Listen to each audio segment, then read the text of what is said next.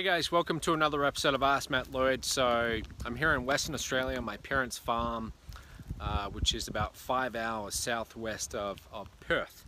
So the nearest town here has about 15-20 people. If you're following me on Instagram, you would have seen it. I showed you the other night.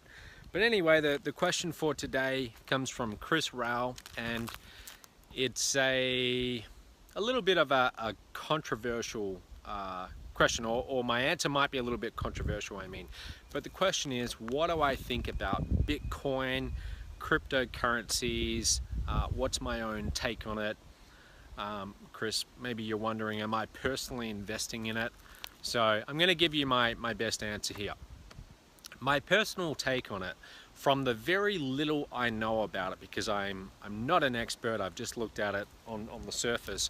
As far as like blockchain technology and all of that, I do think that it's going to change things forever. I do think that there will be changes that are made that are here for the long term. But I also think that amongst everything, with all the people getting into cryptocurrencies and all these new coins being launched, I think there's an incredible amount of just speculation, and I think that in the next few years a lot of people are going to lose a lot of money. That's what I think. And I'm not saying that Bitcoin's going to crash. That's not what I'm saying here, but I am saying that all the people getting caught up in investing in, you know, these ICOs, these new coin launches, and there's new coins launching every single day, I think that the majority of them are going to get hurt financially in the next few years. I really do. And here's why. I liken what's going on right now to what happened with the dot-com boom in the early 2000s. If you go back to 2000, 2001, they were talking about like how the economy has changed forever. They were saying that this is the new economy, things are different now. The old economy is dead, this is the new economy, and they were justifying the insane valuations on these dot-coms by saying this is how things will work moving forward. So for example, there were companies like pets.com. Okay, pets.com, I can't remember the exact number, but it had some crazy valuation. I think it actually got up there in the billions of dollars. And fundamentally, all it was a domain name, it was an idea, they had stuff all sales, and yet it had this insane valuation, either hundreds of millions or billions of dollars. And there were many companies like that. You could go and register a .com name, you know, throw together a few staff, rent out your new office, and you could get insane valuations for it. And it was everywhere. It was all over the media. People were investing. People were making seemingly easy money. You know, they were investing, and 6 months later, what they had invested in had gone up by 30%. And so everyone was watching all the people around them do this. They were watching everyone else invest in these dot-coms and make seemingly really easy money. And what happens is, human psychology, the way it works is, when we see people around us getting things, making money, and it seems really easy, we feel like, wow, we're missing out. We're missing the boat here. You know, all of my friends are getting into this. They're telling me about how much money they're making. Maybe I should invest. And you can start to feel a little bit uncomfortable when you see everyone else around you making seemingly easy gains and you're missing out. And I think that a lot of this is happening right now, just even on Facebook, right? You see everyone on Facebook, they're talking about different cryptocurrencies, different different coins that are launching. They're talking about how much money they're making. And I think that a lot of people who are not yet investing in cryptocurrencies are seeing that, and then they are investing simply because they don't want to miss out.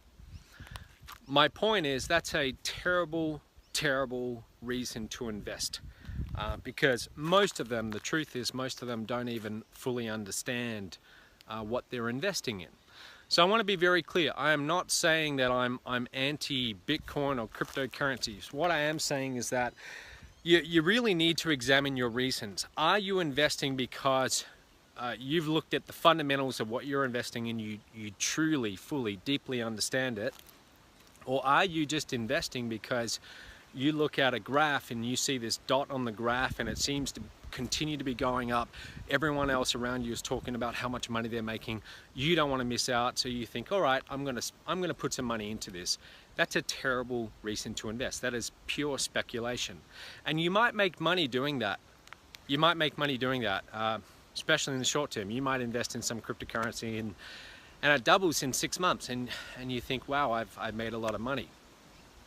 But that's exactly how it was in the dot-com boom. That's how it is in all of these bubbles where you have a whole bunch of speculators coming in. Okay, so should you invest in Bitcoin or not? I'm not going to give you that advice, because for some of you it might make sense and for others it won't.